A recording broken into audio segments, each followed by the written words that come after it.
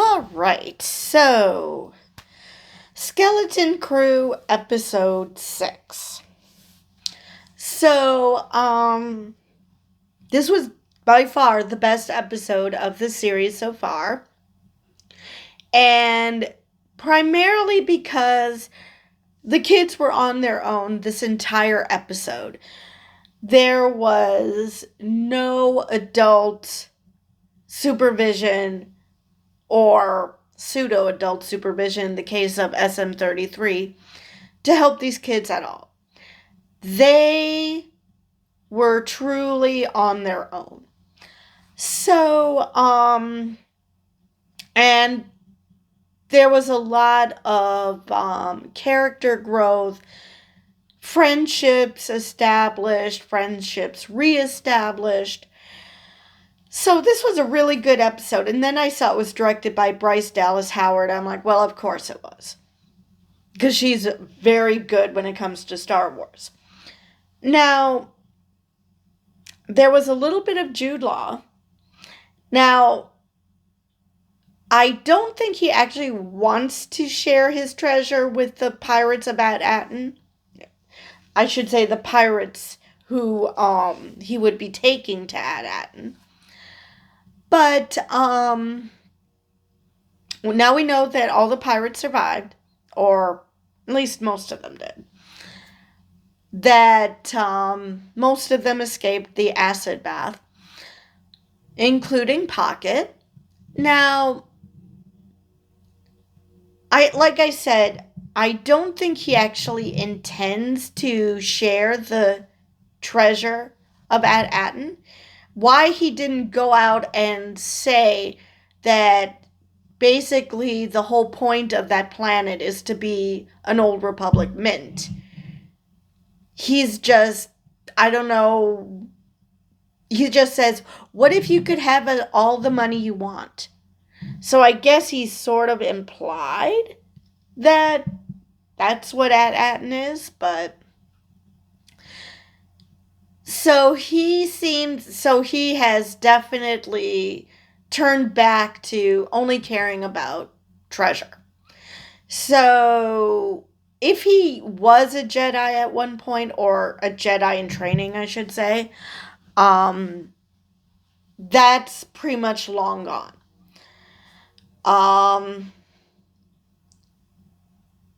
So that was pretty much all of Jude Law. Most of this episode was the kids. And from the very moment that they get shot out of these tubes, thanks to the trap door that Wim set off, KB was out for the count. Now, we find out later that she had some sort of an accident. And obviously a really bad one, because they basically had to connect her nervous system, her brain function to these cybernetic implants. And her, as she called it, her ONG, her ocular implants, I guess, that was starting to shut down. That was starting to rust, which apparently happens when she does something like this. Apparently it affects, I don't know if it was the water, the dampness, what it was, but there was something in those caves and something in the tunnel that affected her implants. So she's mad at Fern that she can't do everything Fern can. And so she decides to follow Wim with the trash crabs. And Neil, basically deciding that it shouldn't be 1-on-3, decide that he'll go with Fern. And basically the lesson that KB wanted Fern to learn about how she can't do the things that Fern can because she still has physical disabilities, even though her mental capacity is actually greater because she has cybernetic implants, was done by Neil. Because Neil is more willing to speak up and say, maybe because he already has Wim as a friend. So potentially losing Fern as a friend isn't as devastating as it would be for KB. So he just said, I can't keep up with you. My legs are too short. I can barely climb this. And so Fern figured out a way of how to help Neil. Because Fern, I just love her. She's so clever. She's so intelligent, but she's still a kid. And you can see that. You can see that she's still very much a kid. So Wim out and out asks KB, so did you follow me come with me because you actually trust me, believe in following the trash crabs, or because you're just pissed off with Fern? And she didn't quite answer it, but she kind of implied that it was that she's mad at Fern. So she starts to her Ankh implants are starting to rust. But she still is able to tutor Wim on how to fix it properly, which Wim manages to do. And she just pops back up and calls him her Jedi Knight. Thank you, Jedi Knight. Now, it could be just she knows that Wim is obsessed with Jedi. So, she figured that's the best compliment that she could possibly give him. Which you could see on his face, he was over the moon. I mean, that would be better than a girl he likes giving him a kiss. That was like the best thing she could have ever said to him. And so I wonder though if there's going to be a twist to this.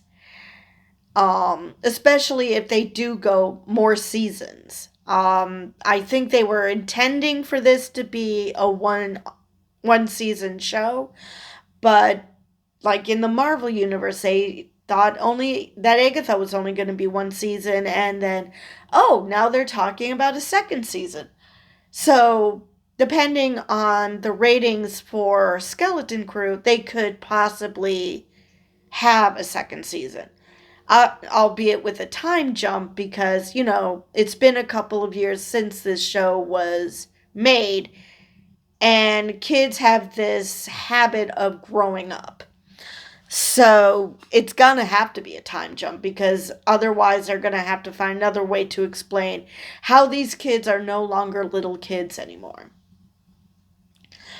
But anyway, I question whether it's going to turn out that Wim will have, if not Force abilities, but because of his knowledge of the Jedi, that he will somehow be an asset to the Jedi or an asset to those who survived Order 66 and to help the Jedi rebuild. But he's going to have something to do with the Jedi moving forward. So Wim and KB follow these trash crabs because they're telling him follow, follow, follow, or at least that's what it sounded like. And they do so, and suddenly they're surrounded, and this mama trash crab looks like she's going to attack them. And KB even said, yeah, we're dinner. So it seems like they're screwed. KB is able to at least get them to higher ground. And all of a sudden, Neil and Fern are hanging on to these what looks like four-wheelers for dear life as they are carrying the onyx cinder away.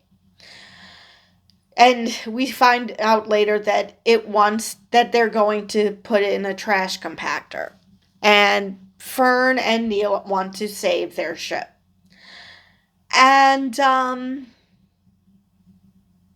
they are able to, well, Neil's just hanging on for dear life, but Fern is able to do something to save Wim and KB. And of course, then they end up all falling to the ground again. So they go after their ship, they enter the ship, and then they're trying to figure out how to prevent it from being trashed. And SM-33 called that button a self-destruct. Not exactly. It turns out it was more of the ship molted when pressed. But it was awesome to see the kids learning from from the previous episodes of how to fly the ship. They're using their skills to good use. KB goes back to try to go to the engine room. She gave off Scotty vibes to me, to try to get the engine to juice up so Fern could, get it to fly away. Neil is going to actually fly the ship. And KB's like, you did it for Jod. Which, fair, But I think also Neil isn't used to people giving him responsibilities, so he still doesn't fully agree that he can do the things that people put him in charge of. So, because everybody is experiencing growth, Wim is upset that he would like to at least once be able to guess who the good guys are. But it's nice to see that the kids, when they first saw the X-Wings, first KB thought they were pirates, but then they realized they were X-Wings and that they were actually the good guys. They were attacking the pirates. So now they know that Jod lied about the X-Wing fighters being the bad guys, because in his mind, they were the bad guys, because they were after him. And of course, kids being kids and not knowing about pirates or anything outside of Aten, because they're so closed off. Of course, this would come as news to them. They probably don't know what X-Wing fighters are, because they're probably unaware that there's a new republic, that they have no idea that it was the old republic. Even though they were called Old Republic credits, they still have no idea about what's happening in the outer galaxy, because they're in this little fishbowl of their planet. And not just them, their parents are too. I doubt many of the parents, if any of them, are aware of any of these goings on either. So, Fern decides to press the button, even though KB and Neil are like, SM-33 told us not to press that button. But Fern's like, hell, what could possibly go wrong? We need to try something. So that was her Hail Mary pass of pressing that button and seeing what happens. Well, what happens is that the ship basically molted. It wasn't something out of Star Trek where one half of the ship can disengage from the other half, because this ship looked a lot newer. So apparently the previous captain, Renaud, I would assume, wanted people to think that this was a tin can, that it wasn't worth much because he didn't want people to come after him. He wanted people to think that he was this poor person. He didn't want people to snoop. You would think a pirate would have, because they can get to treasure, that they would have nicer things. So he wanted to keep people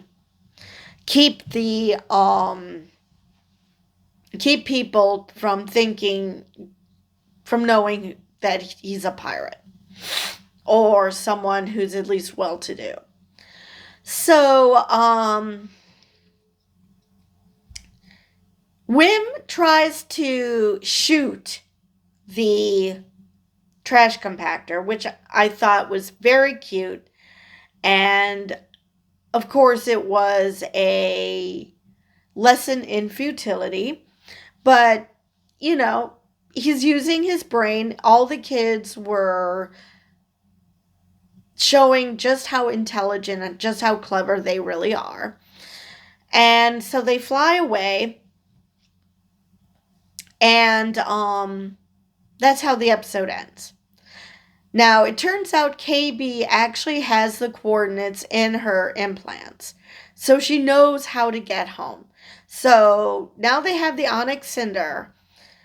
They can fly it now on their own. They figured that out.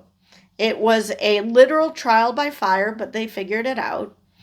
So, and KB knows how to get to At-Aten. So now it's a question of who makes it to At-Aten first. The pirates or the Onyx Cinder. And now, obviously, Jude Law wants the mint, but he also wants to keep the kids safe. So, as long as those two goals aren't at cross purposes, he's going to continue in this trajectory. Now, the question becomes, what would happen if the pirates attack the kids, or if the kids attack the pirates and the pirates return the favor? What side is Jod gonna be on? Is he going to be still on the side of the pirates and just wanting control of the mint? Or is he going to help the kids, and hopefully in helping the kids somehow manages to get a foothold into the mint? Because, let's face it, this man only cares about himself. I mean, he cares about the kids in the sense that he doesn't want to hurt them because they are kids. So I think he has some compassion for that, because I do think he was part of Order 66. So he understands the feeling of being under attack, and, kids shouldn't feel like they're under attack. But as far as actually truly caring about them, I don't think he does. I think it's, like I said, it's more of they're kids. I do not want to hurt them because they are kids. Or maybe it's because, they got him as far as they did, and so he feels like he might owe them at least not getting them killed. So let's see if there's anything else I missed.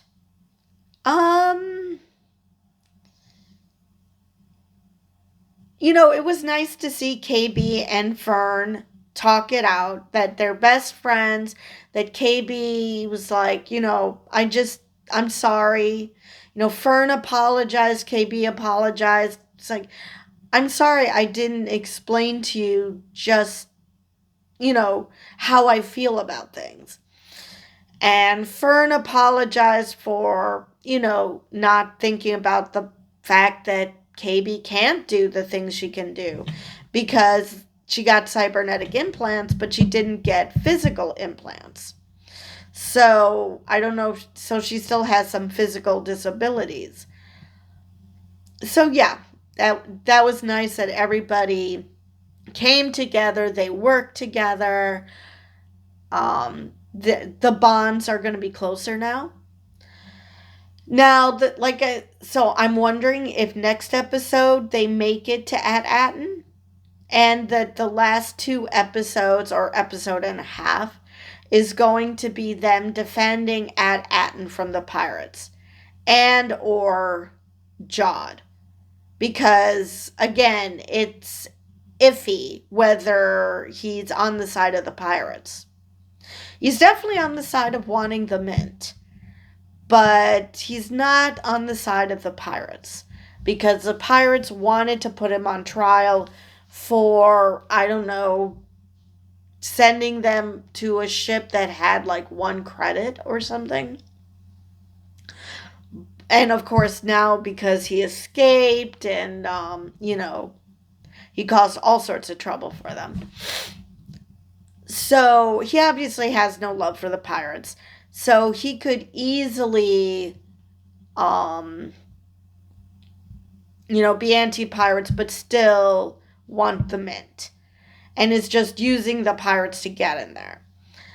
Now, whether it's going to end with him still trying to take the mint, or if he's going to have this epiphany of, because we still have to find out who the supervisor is. We didn't see any of the adults, any of the parents this episode.